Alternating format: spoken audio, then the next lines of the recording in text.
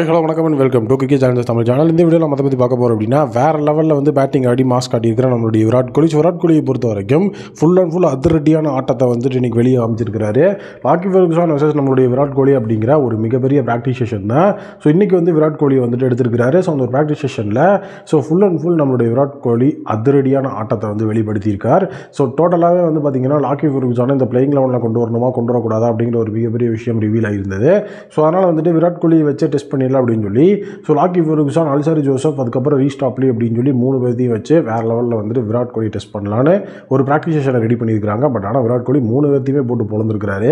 So எந்த ஒரு இடத்துலையுமே விராட் கோலி அவுட் ஆகவே இல்லை, அதிரடியான ஆட்டத்தை வெளிப்படுத்தியிருக்காரு. ஸோ இதுலேருந்து நமக்கு தெரியிற ஒரு விஷயம், சின்னசாமி ஸ்டேடியம் டோட்டலாக இன்றைக்கி பஞ்சாப்க்கு அகென்ஸ்டாக மேட்ச்சு. நம்மளுடைய விராட் கோலி ஒரு மிகப்பெரிய லெவலில் கம்பேக்காக எய்ம் பண்ணிட்டு இருப்பார். ஏன்னா ஃபஸ்ட் மேட்ச் வந்து ஒரு பெரிய இன்னிங்ஸ் அவர்கிட்ட நம்ம பார்க்கல. கண்டிப்பாக கிங் கோலிகிட்டேருந்து ஒரு பெரிய இன்னிங்ஸை பார்க்கணும் அப்படின்னு சொல்லி எல்லாருமே அவங்களோட ஃபேன்ஸுமே வந்து எதிர்பார்த்துட்டு இருப்பாங்க. ஸோ அப்படி இருக்கும்போது கண்டிப்பாக கிங் கோலியோட ஆட்டம் வேறு லெவலில் இருந்தாகணும். ஸோ அதுக்காக தான் வந்துட்டு தலைவன் இப்போ வேறு லெவலில் ரெடி ஆகிருக்காப்புல.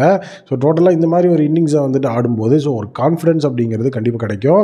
அந்த கான்ஃபிடன்ஸை கெயின் பண்ணி அதுக்கப்புறம் வந்துட்டு நம்ம நீட்டாக ஒரு பெர்ஃபார்மன்ஸை கொடுத்தோம் அப்படின்னா கண்டிப்பாக வந்துட்டு நம்மளோட கம்பேக் நமக்கே கிடைக்கும். மேட்ச்சில் வந்து கண்டிப்பாக மாற்றங்கள் அப்படிங்கிறது வேணும் அப்படின்னு தான் நிறைய பேர் வந்து ஃபீல் பண்ணிருக்காங்க. ஏன்னா பிளேயிங் லெவன் அந்தளவுக்கு ஒரு ஃபயரான பிளேயிங் லெவனாக ஆர்சிபியோடதில் இல்லை. டோட்டலாக அல்சாரி ஜோசப் வந்துட்டு ஒரு ஃபார்ம்லேயே இல்லாத மாதிரியான பவுலிங்கை தான் ஃபஸ்ட் மேட்ச் வந்து கொடுத்துருந்தாரு. அல்சாரி ஜோசப் ஒரு தரமான பவுலர்னு நம்ம எல்லாருக்குமே வந்து தெரியும். பட் ஆனால் வந்துட்டு ஒரு எக்கனாமிக்கல் ஒரு பவுலிங்கோ இல்லை ஒரு விக்கெட் டேக்கிங் பவுலிங் ஏதாவது ஒன்று இருக்கணும், ரெண்டுமே இல்லாமல் இருந்தது. அதனால் வந்துட்டு இந்த ஒரு சின்னசாமி ஸ்டேடியம்லையும் அவர் போட்டு பொழந்துடக்கூடாது அப்படிங்கிறதுக்காக தான் லாக்கி ஃபெர்குசனை உள்ளே கொண்டு வரணும்னு நிறைய பேர் சொல்லிட்டு இருக்கிறாங்க. அதுக்கு இந்த ஒரு டெஸ்டிங் நடந்தது கண்டிப்பாக வந்துட்டு நல்ல ஒரு விஷயம் தான் எனக்கு படுது. கண்டிப்பாக கிங் கோலியை பொறுத்த வரைக்கும் நீட்டான ஒரு மிகப்பெரிய டிஸ்பிளே வந்துட்டு கண்டிப்பாக இந்த மேட்ச்சில் காட்டுவாரோ அப்படிங்கிறது தான் எனக்கு வந்து தோணுது. ஒரு வேறு லெவல் டிஸ்பிளே வந்து காமிச்சாரு அப்படின்னா கண்டிப்பாக செம்மையாக இருக்கும். தலைவன் கம்பேக் கொடுத்தாருன்னா அதை பார்க்குறதுக்கே சமமாசாக இருக்கும். உங்களுடைய ஒப்பீனியனில் இன்றைக்கி நம்மளுடைய விராட் கோலி எவ்வளோ ரன்ஸ் ஸ்கோர் பண்ணுவார்னு நினைக்கிறீங்க? அண்ட் பிளேயிங் லெவனை பொறுத்த வரைக்கும் அல்சாரி ஜோசப்புக்கு வந்து பேக் பண்ணி இந்த தடவை வந்துட்டு வாய்ப்பு கொடுக்கலாமா இந்த மேட்ச்சில் சின்னசாமி ஸ்டேடியமில்?